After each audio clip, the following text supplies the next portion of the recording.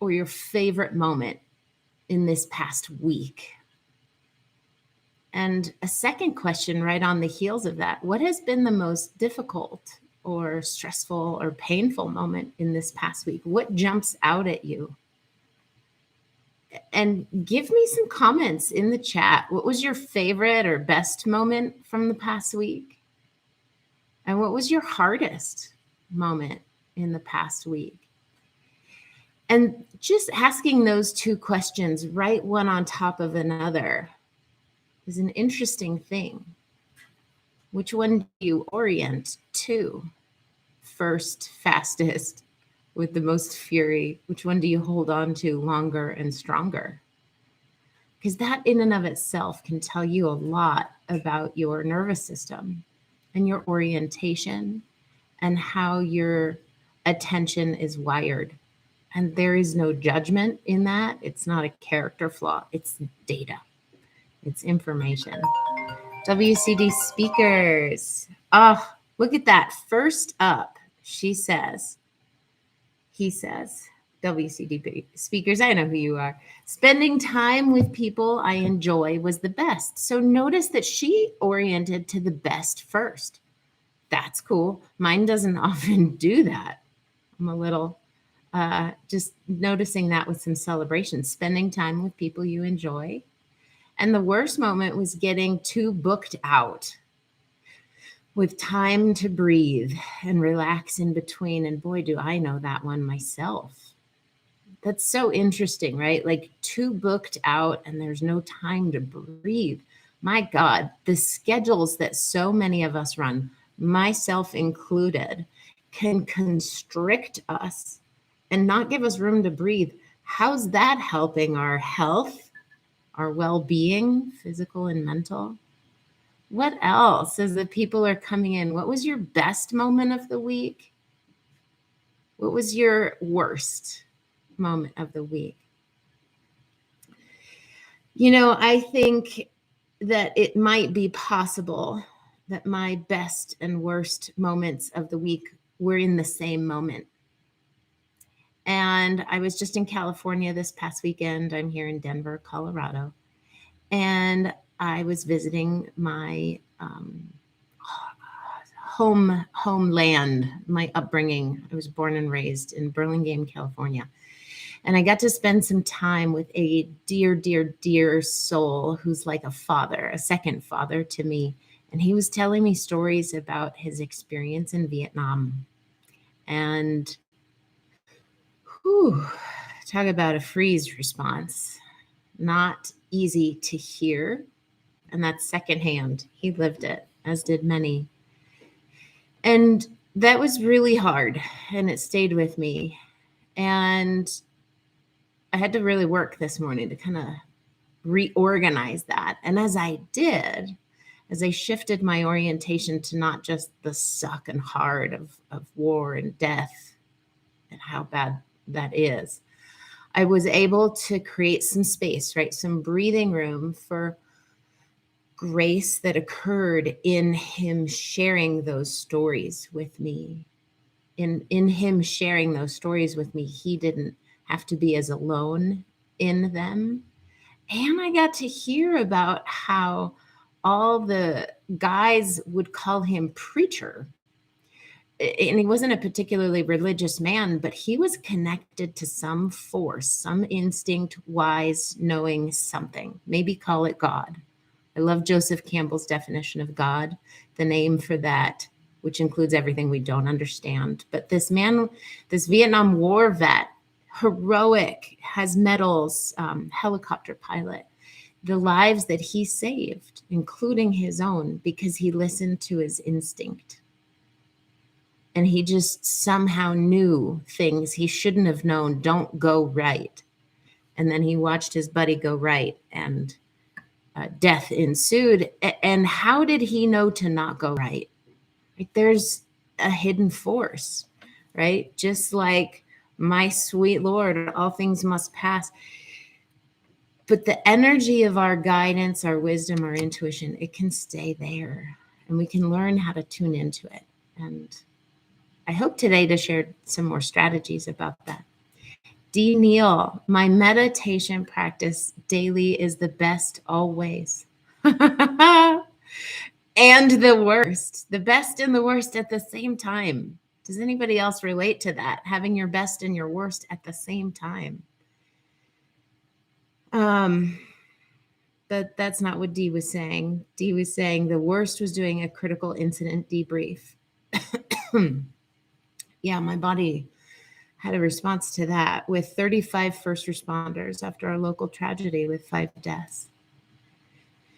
Whew, yeah, that's the worst for sure. And there's this eternal optimistic part of me that used to be super toxically positive, but I think I'm balancing it more with this bittersweet of like, yep, 35 first responders after a local tragedy with 5 deaths. That shit is fucking real. And where's the breath? I don't care what it's doing. I don't care if it's there or not. Where is it? Because in my experience, somehow orienting to breath lets my attention and awareness orient to safety,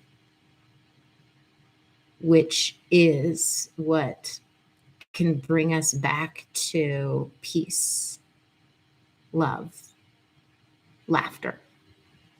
I was in California this past weekend and hearing about people that died, and we sat for a little bit.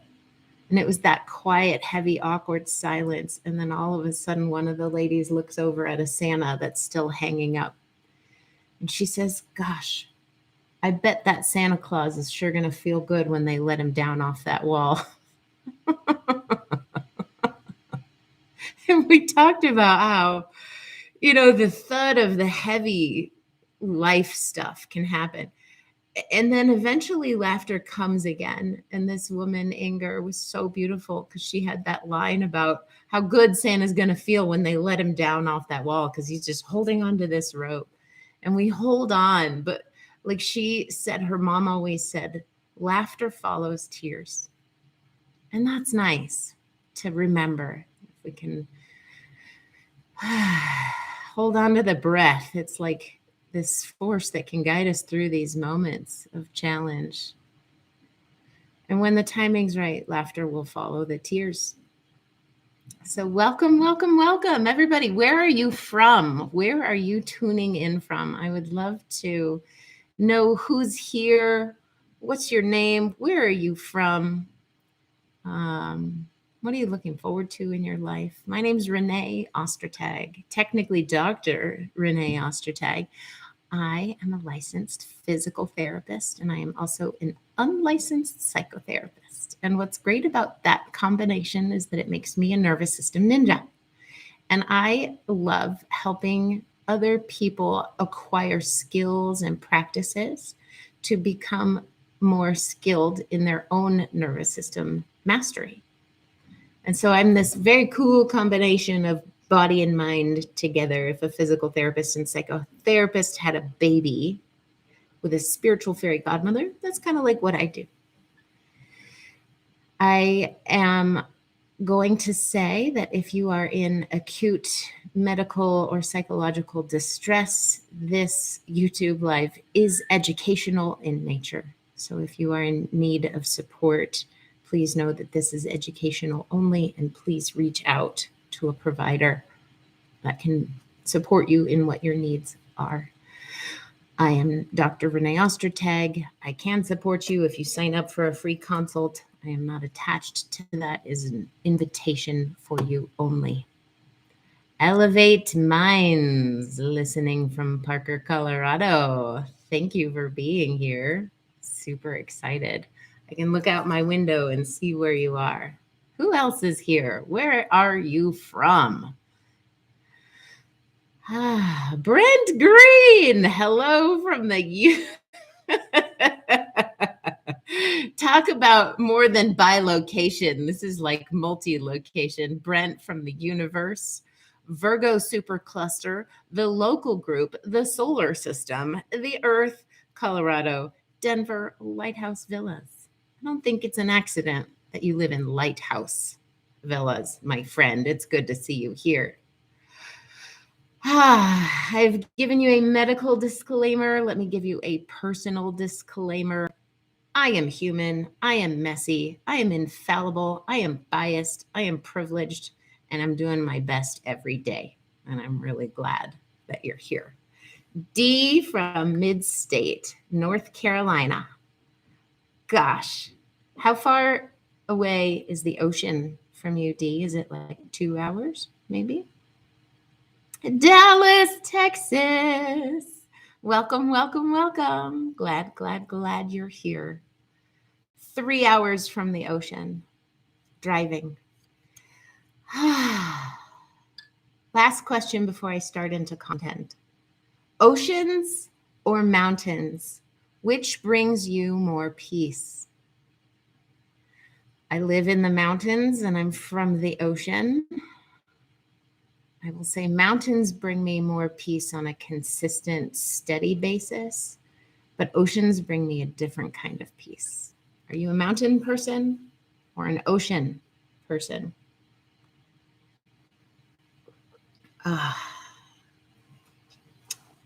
So while those are coming in, last week we talked about flirt and freeze and flirt. And we talked more about the what, like what is happening inside of you and how can you become more aware of your freeze energy and your flirt energy, which is ultimately engagement.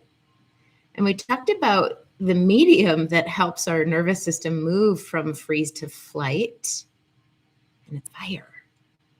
Sympathetic arousal. See, Anthony, you are infallible to me. Well, thank you. You spot it, you got it. You know, I don't disagree that on some level we are all infallible, because even mistakes and failures, if we do it right, we can learn from it and hopefully repair, and that can bring beautiful things. So far we have 2 mountains, Pikes Peak or bust, and we've got mountains. D, you're 3 hours from the ocean. Are mountains near you? What's going on there? Last week, flee. That's part of fleeing is part of the process from freeze to flight, for sure. And I'm looking for this map that has seemingly fleed from me. But last week I talked about the polyvagal theory and these kind of 3 different colors. When we're frozen, we go into blue. And then when we're in fight or flight or freeze, we go more into red. And then we're engaged with those flirt circuits in green. So we talked about those kind of 3 colors. And I talked actually about emojis. What emojis go with each of those? And it was really fun because the emoji of freeze for me was that, like, I kind of go between 2. So what's your freeze emoji? Type it in your phone or on the comments because I want to see it. The freeze ones that are the most common for me, the blue face with like gritting teeth and icicles coming down and like big eyes. So it's kind of this like high freeze. Clearly, you can see it in my face. And then the other one is like kind of a half yellow, half blue face with white eyes. And the thing in common with both of those freeze emojis that live in your body, by the way, and what is your body response? When there's freeze, the thing that is in common is there's no language happening. We're disconnected from our voice. We're disconnected from our choice. And the freeze response will often make us deeply believe that we are disempowered, hopeless, helpless, and there's no other option. It's very tunnel vision. And at times that's true, and at times that's a total fallacy. I like to believe that there's always something we can do with our attention and awareness. Oh my God, I love the emojis that are coming in. Freeze is sleepy. D. Neal, I have not seen that one before. It's great. There's like this big old bug eyes and like covering my face, right? And it's not just my face. I'm covering my mouth, which reinforces that like I can't speak. I'm helpless. I'm hopeless. I'm frozen, right? And elevate minds, you've got the same. Boop, straight line mouth, two little eyes, straight line mouth, not talking. That is the common denominator. Angry Peach, same thing. She gave us the one with no mouth at all. It's just expressionless, two little dots. And that's how you know you or another are running in freeze. And it makes me sad talking about it, is that there's like a lifelessness there, an absence of like primal life force energy or chi. How do we get from that state to the engaged state? I think the first thing I want to overarchingly say is that we get better at things, not from things. Meaning, if I have insomnia, I don't get better from insomnia. I get better at sleeping. And if we are struggling with freeze energy, we don't get better from freeze. We get better at engagement. Freeze is all about threat. There's a perception of threat. Something's dangerous. So we want to get not better from threat and danger. We want to get better at safety, orienting our attention and awareness to that which is safe, physically safe, emotionally safe, spiritually safe, mentally safe, relationally safe, whatever it is. That ultimately, my friends, is how we shift ourselves from freeze physiology to flirt physiology.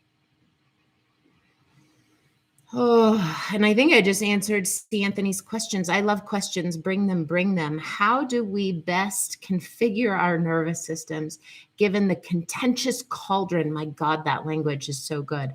Given the contentious cauldron of our society, vis-a-vis polarization and other people. Oh, yeah.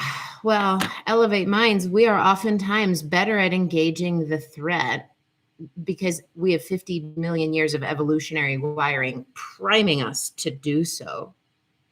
And the contentious cauldron of our society acts like a boiling pot. And I think there's good and bad in this. So freeze gets to flirt through fire. So much of it depends on what is the relationship with fire. Fight or flight, energy, enthusiasm is that fire channel. What's our relationship with it? Are we afraid of it? Do we engage with it? Do we go full into it and get burned? Do we stay away because it's dangerous and so we stay frozen? Or can we find a way of engaging with the fires of life inside our skin and case body and in the cauldron of society? Can we find a relationship, a proximity, a distance to the fires of our life in a way that is dosed correctly according to our own individual window of tolerance in any given moment? Fire will save your life. Without fire, without fight, flight, fawning, energy, enthusiasm, we cannot thaw the freeze inside of us. And so a lot of it depends on your relationship with fire. And I'm seeing still with C. Anthony's cauldron, life will often take us from freeze and throw us straight into the fire, the pot that boils us. And then the work is to get out, either physically or metaphorically. So you might need to leave a situation. You might need to do less social media. You might need to watch less news. You might need to stop the ruminating, negative, anxiety, worry-based fear thoughts in your head. All this is easier said than done. But if you're in the pot, physically or metaphorically, question yourself. Do you need to leave, or do you need to change your relationship and orientation with it? I'll give you an example. Last week, I worked with a woman. It was our first session, and she's very young and like 40, and was told for her knee pain, she needed to have a total knee replacement.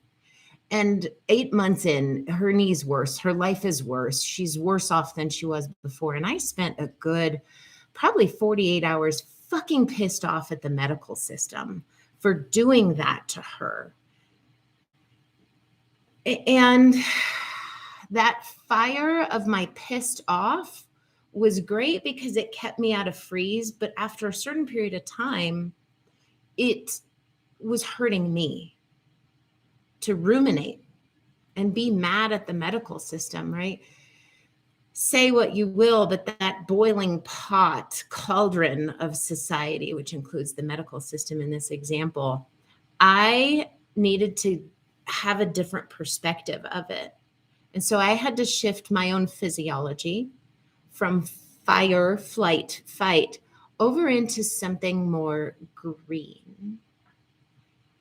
And I had to look at the situation and just remember that part of life includes mystery, and I cannot understand it. And not all of it is mine to do. This woman is on a journey of her own.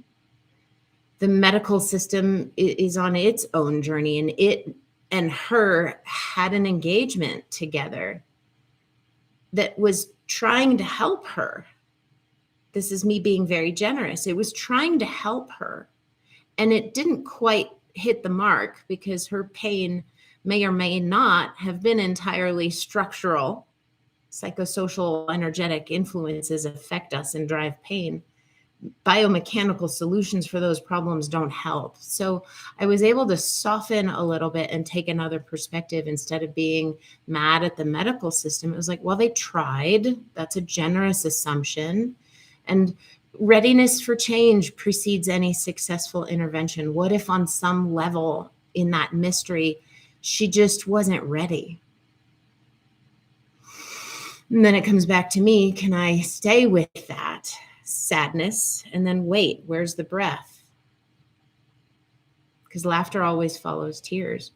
So, I think we're all guided by something, whatever you want to believe. There's some lovely comments here about like, cast your cares upon Jesus.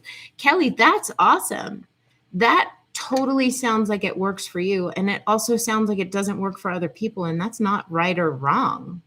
Everybody has their own nervous system that orients to different solutions. Right? We have problem and we have solution. When we're stuck in the problem, we forget that solution exists. And that's the work, is to train your system that, oh, I'm orienting here, but this still exists. And so when I was able to back out of being pissed off at the medical system, I could see this other perspective that, hey, they were trying, and hey, maybe she's not ready and it's not her time to heal yet. So yes, I'm checking on these comments. Less news, trust God over government. My higher mind, see Anthony, something might sneak up in those pleasant moments if I'm lucky. And that's absolutely right, when something can sneak up. And I think, very biased, scientifically based opinion, it will sneak up more on me, that good benevolent force that's here to help me and is working on my behalf, if I'm more relaxed in my body and connected to my breath.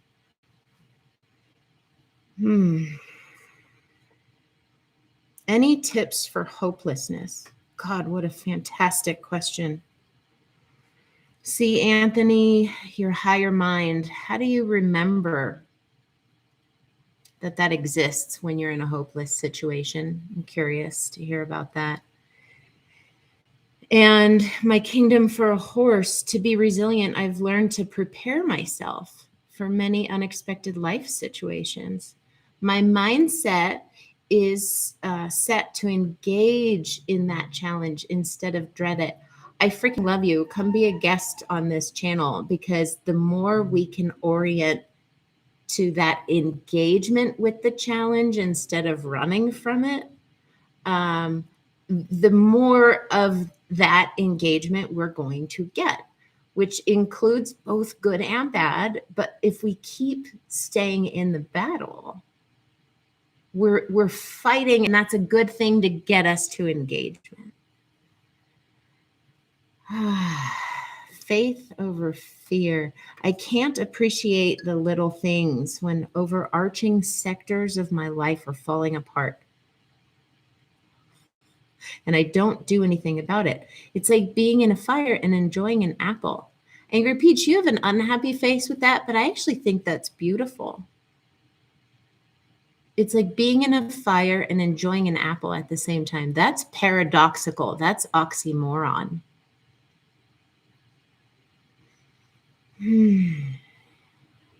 Okay.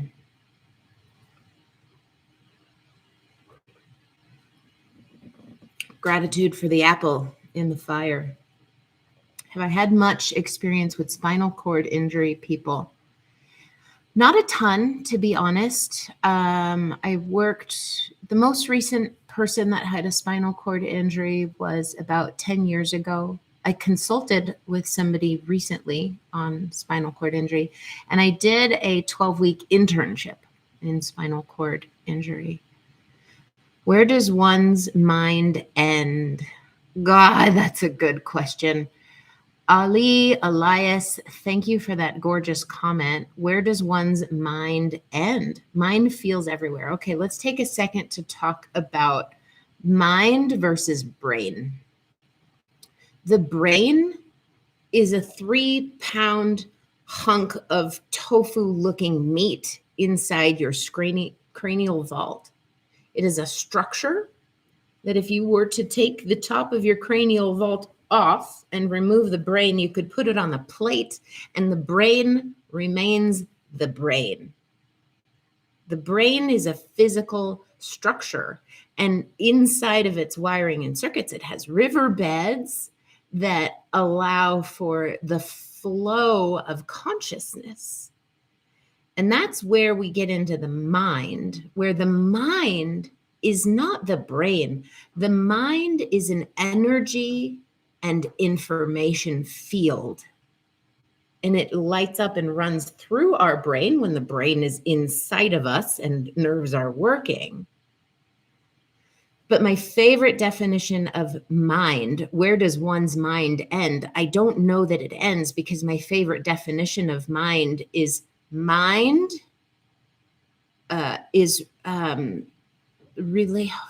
was it? It was relationship with me, you, and relationship. So it's an energy and information field between me, you, and relationship.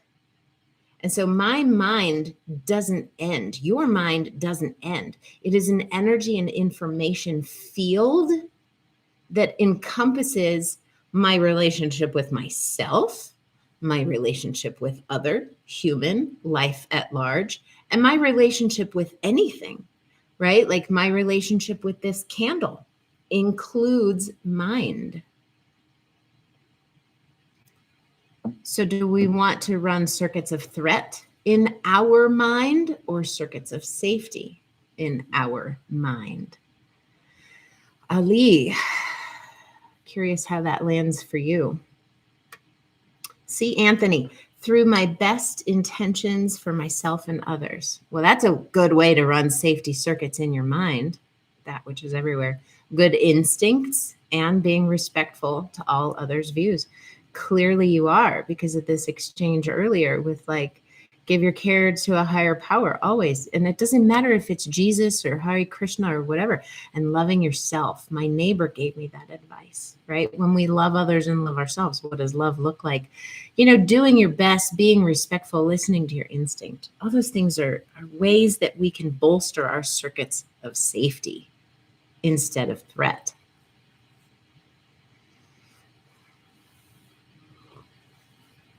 So, freeze to flirt. We don't get better at recovering from freeze. We get better at flirting, engaging with life.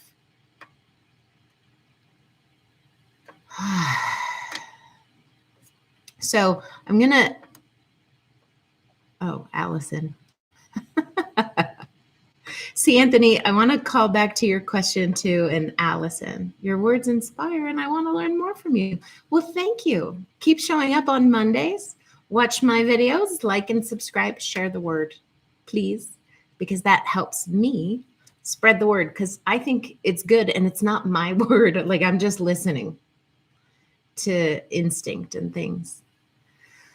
And God, that, which is a great name for all that we don't understand. So thank you, Allison. I'm glad you're here. I'm glad all of you are here. Okay, let's get a little more structured into how does one do freeze to flirt? Well, you don't get better at recovering, or you don't get better from freeze or fight, flight, persistent states, sustained states. You get better at engagement with life. And so all of this came about because I had an epic fail trying to flirt in a grocery store one day. I read this book and it was talking about how to do relationships right and how to flirt when you want to occupy feminine energy instead of masculine energy. Historically, in the past, I would always go and initiate conversations. That's a very masculine energy way of flirting, and I wanted to practice the feminine way of flirting, which she says is 5 seconds of meeting eye contact and beaming from your eyes a sensation of warmth, playful, kind, like, hi, but with your eyes. And so when I read those instructions, I'm like, oh, that's going to be easy. I'm totally good at that. And then I went to the grocery store and I saw a cute guy and I tried to flirt and I totally froze and then I ran away. And I was like, whoa, I thought I was good at flirting. Turns out maybe I am, maybe I'm not. But in that moment, my nervous system was perceiving a threat and it took action. It froze and then it ran away. That's actually a correct response, to lions and tigers and bears, oh my, but to another human who's not physically harming me, he's just looking at apples. I didn't actually need to run away. So there was this mismatch between my nervous system's decision-making and my decision-making. So I decided, the physical therapist in me is like, well, clearly my flirt circuits in the arena of life engagement are atrophied or inaccessible. So the first thing I did was reps. And I'm going to share with you 3 strategies that I have found successful. They are not the only 3. They're just 3 more recent developments over the last 5 months or so. So please go look at other videos from me and other people because there's so many Vegas activities. Go do a lot of those. The ones that I want to talk about specifically today are doing reps, accessing colors, and utilizing courage. So we can consider these as options in the cauldron of spicy hot life. I'm bucking the current trend, Renee. Thank you, C. Anthony. I fucking like that. Thank you for your support. Really glad you're here. Hope to see you again next week too. It's really fun. This is my 6th YouTube live. Oh, this is great. Allison, I cannot tell what flirting is. As an autistic asexual, I look people in the eye with kindness and welcome till they wince. Well, that's a beautiful share. I think that you're doing it right, honestly. Maybe the dosage could be adjusted, but like looking people in the eye with kindness and welcome. And she talks about in the book 5 seconds. I couldn't even do 1 or 2. And so I decided that I needed to do some reps. What does that look like? Well, when you flirt with life, when I flirt with life, it can start from the outside in or from the inside out. And what I mean by that, let me give you an example of outside in flirting or engaging with life. You see a puppy, you see a cute little baby, you hear a song. So there's some sort of external stimulus, sight, sound, touch, taste, smell, and it affects you and it activates your circuits of engagement. Because most often, most of the time, we will want to engage with a puppy or a cute little baby or some nice song that's pleasing to us. So that's an outside in activation of your flirt circuits. Now, we can also engage from the inside out, and that is where our locus of control lies. I decided, okay, I can remember a time once where I felt flirty, meaning I was engaging with life as it was unfolding around me. And when I think and talk about that with you, it's activating a very specific set of neural circuits inside of me. And I want to invite you to see if you can consider that as a possibility. That when you are engaging with life in a way that's safe, joyful, pleasant, or not bad, meaningful to you, pay attention to what you feel in your eyes.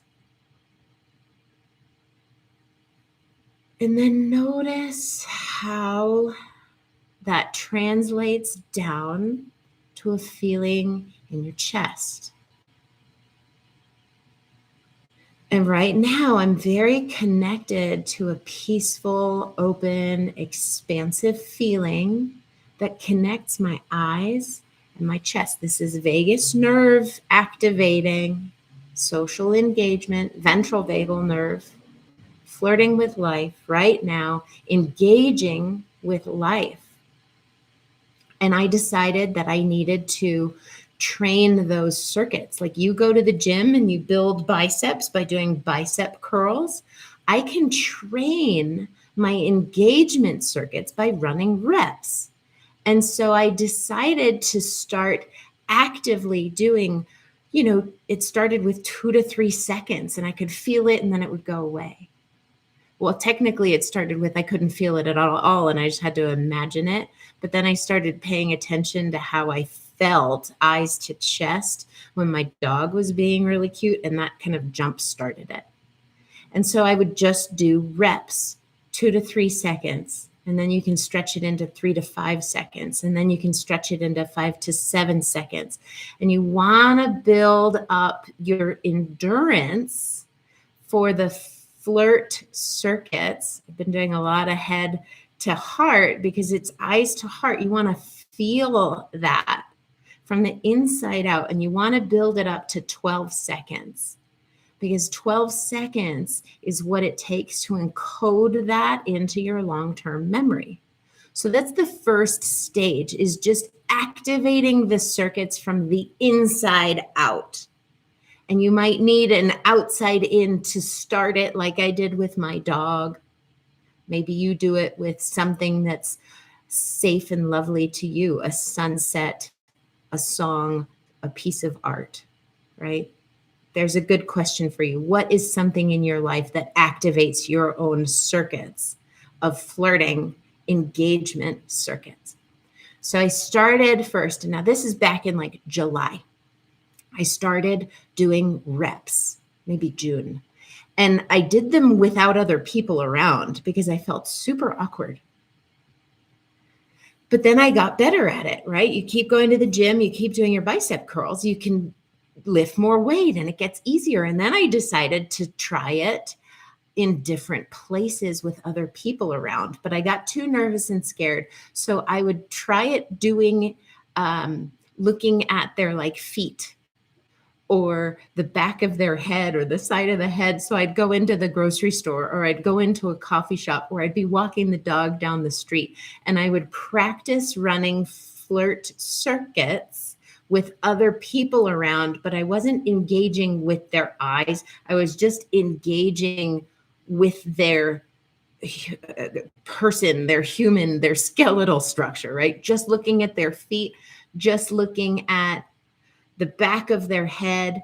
And so that's a way to start training your circuits while in the presence of another human. And they're scary. So it's kind of a big load that I'm asking you to start lifting. See, Anthony, what a great question. When flirting, is it good to be self-effacing or a bit bombastic? Is there a specific threshold? It's totally up to you. I felt so awkward for the first several weeks, and I was really trying to have fun with it instead of beat myself up. It's difficult for me to judge. Judge who? Who are you judging? You or another? You know, on some level, we're training, right? That's the physical therapist in me. If you want to get better at having a stable core, you want to start with just low level active engagement of your transverse abdominis or your pelvic floor. And then you start building things onto it. So it's difficult for you to judge the other person. That's a great awareness. So notice that there's a critical judge. Notice that you're the one noticing the critical judge, which means you're not the critical judge. And then I'd also offer that not all judgment is bad. I think that judgment has both safety and threat. I try personally to stay away from judgment with critical condemnation of self and other, just a general rule of thumb for me. But I do appreciate judgment when it is done with and for the purpose of discernment. Because that lets me breathe easier, because then I can make informed decisions about what works for me and what doesn't work for me. What kind of boundaries do I need to set? Am I comfortable? Oh, okay. Am I comfortable with this or not comfortable with this? So you're not judging the other person, but deciding where they are. Now, I would keep that as a curiosity practice for yourself for the most part. If you know the person, you can ask. But from what I understand, Mark Brackett's work, Permission to Feel, he started the Yale Center of Emotional Intelligence. He says, by and large, we're pretty bad at reading other people's emotions. And I think that's because our own filter theirs. And so we're not a clean slate when we're watching other people. So see, Anthony, you're talking about with their potential flirtation. Are you talking about romantic flirting, sexual flirting, or just like life playfulness? Because I think that matters. And at the same time, it doesn't. It's like, okay, where's your breath? Let's pause and wait and see what happens. Yeah, Allison, Permission to Feel, great book. And I will be pulling from it in future lives. So stay tuned, because his mood meter is fantastic. It's so helpful. So doing reps. So in this case, not romantic. I would say, look at me being awkward in the moment. I don't always know what to say, but if I let the breath flow through me, I just kind of wait and see what happens. And I do my best to hold on to my own sense of safety. Like, somebody said it earlier. It's like facing the challenge instead of running away from the challenge. Like, can I hold on to my self energy while I'm in the context of the unknown? Self energy, capital S, self. We'll say more about that another time. Angry Peach, good to see you. Welcome, welcome. I like what you just said there. I'm pretty good at reading another person if I'm clear-minded. If not, I tend to project my emotions. Fantastic awareness right there. We see the world not as it is, but as we are. We feel the world not as it feels, but as we feel. We hear the world not as it is, but as we hear. And that's why I think it's really helpful to do reps, running clarity circuitry, running self energy, running engagement circuits, that feeling from eyes to face. It's a muscle, you can build it and then you can train it. And so after I was getting good at flirting with first you had to remember to flirt while walking down the street, not engaging with other people, but just like the back of their head, their shoe, their elbow, whatever it is. Allison, you see what you want to see, you hear what you want to hear. I would say yes, and, which is a very improv thing to do. We see what we want to see, and we see what we're wired to see. We hear what we're wired to hear. The day in the grocery store when I had my flirting fail and ran away, I didn't necessarily consciously want to run away, but my nervous system did. So it was wired to run away. So yeah, we see what we want to and also what we're wired to, which we may or may not have conscious control over in any given moment or conscious awareness of. And that's why we've got to watch ourselves in life, because that will tell us the truth about our circuits and what's running. Absolutely. It says we're trained. Allison, you got that right. So after doing reps with people's ears and knees, I decided to go human, but I was still too scared to engage with other human. So I started engaging in the mirror with another human. And that brought up a whole bunch of judgment, critical condemnation, but it's like, be silly, be playful, like that in and of itself. And so it was kind of oddly fun after a while, where I just got to like embrace my messy imperfection and like practice weird looking faces that felt weird to me, but they weren't. I was just running different circuits. And after doing those reps, I was like, okay. And then one day, I think it was about 3 months later, I was finally able, this moment came, I was just in a parking lot and some guy walked by and he caught my eye and I caught his. And I did it. It just happened. It's a guy that I have met for 5 seconds of my life while we crossed paths in a parking lot. But I did it. I was able to connect to different circuits instead of flight, fight, flee. I connected to flirt and it was amazing. I was so empowered. It's like, wow, look at that. I rewired my nervous system. Allison said it, like by habits of our nervous system. We can shape them. We can train them. We can change them. And that is such a gift. And so that's what reps is. And you can kind of do all 3 of these things at the same time. Yes, you can totally exercise your nervous system by making faces in a mirror. Like I'm totally get, what's my freeze face like? And then I can start to get used to or aware of feeling, what does freeze look like? Right? Like my gut starts getting glitchy. I start going down. I'm not breathing. And then, okay, that's my freeze face. What does it look like to come out of my freeze face? I learned this by doing reps in the mirror.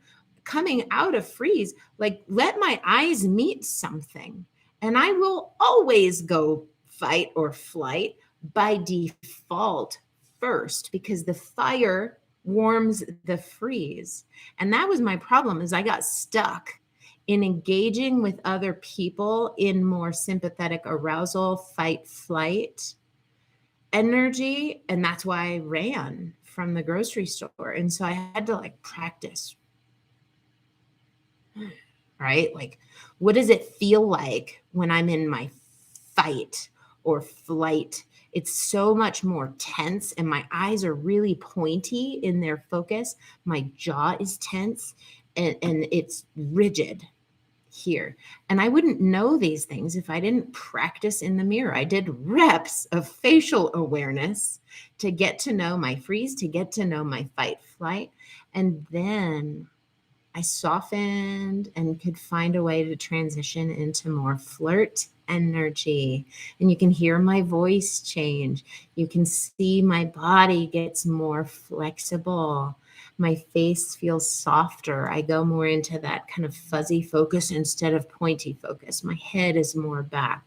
My jaw can wiggle around. My eyes are flirty, right? Like crow's feet, smiling eyes. That's a really healthy, good thing. Angry Peach, that's me 3/4 of the day. I'm guessing you were talking about when I was going angry, given that your name is Angry Peach. I love that. Right? And that's a good question for you to think about as you like train your reps.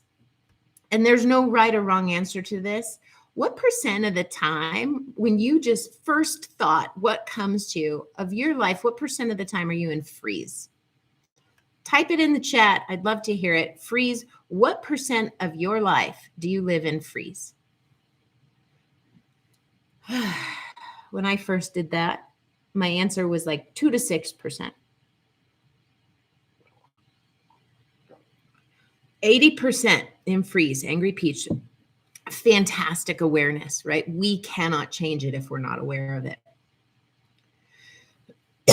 How do you get aware? You do reps in the mirror, in life. Eventually, you'll translate over to actual people. So what percent of the time are you in freeze? And then what percent of the time, just off the cuff, your own self-awareness, there's no right or wrong answer. What percent of the time are you in fight or flight?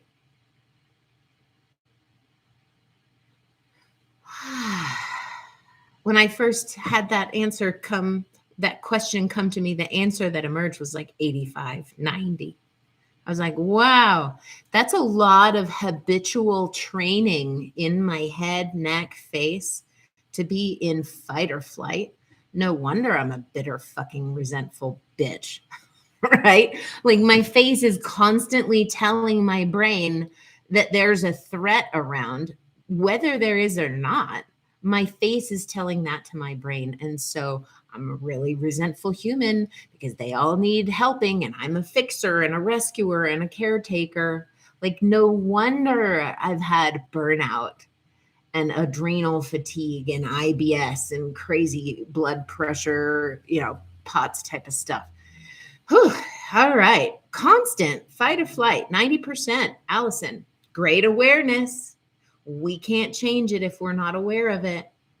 I rarely relax. We can relate to that, Angry Peach. That's why we're having this podcast, to start becoming aware and from the inside out changing. And sometimes from the inside out, it means we use the outside in. Love it when you get salty, Renee. Keep it up. Good. I got a lot of stored fight energy inside of me. So bring on the salt. I'll bring on the salt. You bring on the pepper or garlic. I don't care. Both. I want them both. We don't have to do either or here. So that's a fun question to ask yourself in any given day. And over time, it can change. And that's what's fucking great, is that we're not static systems. We're dynamic. And we can influence the change in the direction that we want it to go, or it'll go on its own. And if we have a majority fight, flight, freeze, we're going to continue to get majority of fight, flight, freeze. If we start plugging in some free flirt circuits, we can start wiring that in and having that become more of a habit. So the day that I flirted in the parking lot with somebody for 5 seconds, I was like, wow, I can do this. And it felt fantastic. And then I was like, okay, I got to practice this more. And so my sister from Kenya was in town, and it was so vulnerable to ask her. But this is the second thing that I have been playing with that works. How do you get more flirt energy in your life? You have more engagement circuits primed and trained. So, how do you do that? Reps. Second thing, how do you do it? Courage. Because at the end of the day, we are all hurt by humans and we heal in relationship with humans. You can practice on your own in isolation with a mirror, with a dog, which I did. But at some point, we need to take that leap of faith and have the courage to practice and engage with other humans. Scary, scary. Fucking humans. They're scary. So ask if you want to, a safe person. I asked my sister, can I practice flirting with you? And it was so awkward, but I told her I'm on this mission. I'm a single girl. I'm trying to figure this shit out. But I'm also a physical therapist that's really committed to figuring out more and more. How does healing happen? Because it does. No matter what your condition, healing can happen, and we can set ourselves up to access more of that when we've got our flirt circuits running, the engagement circuits that run and govern health, growth, and restoration. So I asked Michelle, and we spent my nephew's weekend having a blast, totally goofy and silly, playing with one another, practicing 5-second flirts. And it was, I don't know, kind of overwhelming how good it was, honestly, in this very moment. Like, to think about how much more fun I had that weekend with her than I had planned on having as the single girl at the wedding again. Like, it was awesome to flirt with my sister. And it really built a bridge in between us, because I think she and I had a lot of freeze circuits in our relationship mind habit together from, an event that happened when I was a kid. My mom dropped, she had a brain aneurysm and died. And my sister's eyes were the first thing that told me that's not okay. And so there's this memory seared in between her and I of total shock and freeze. And I think that wedding weekend, we thawed it out, and it was beautiful.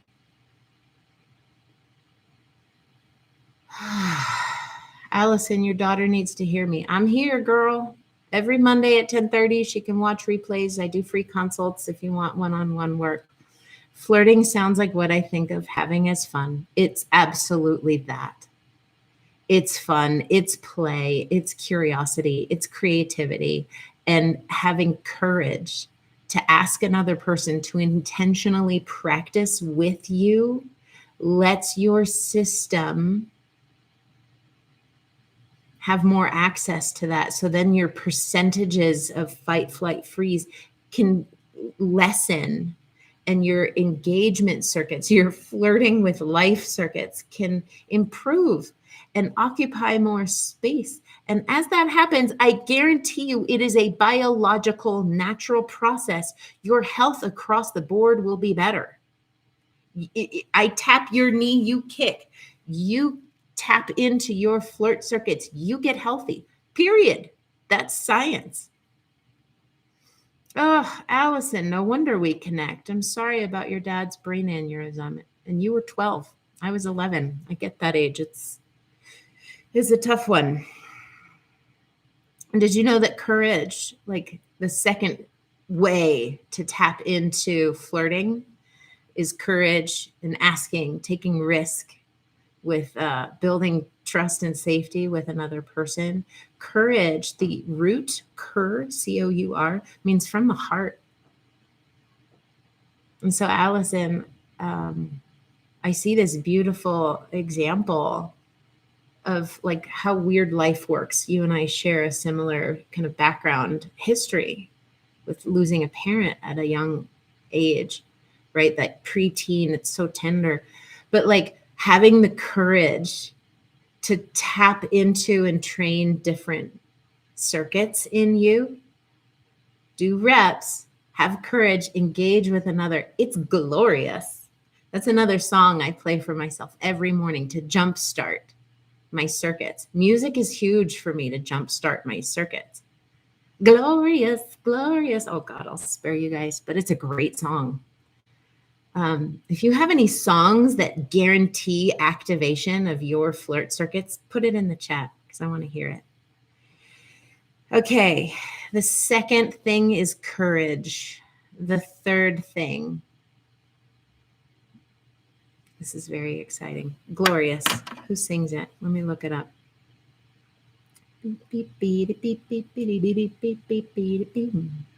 Humming is another way to activate it. Macklemore and Skylar Grey. You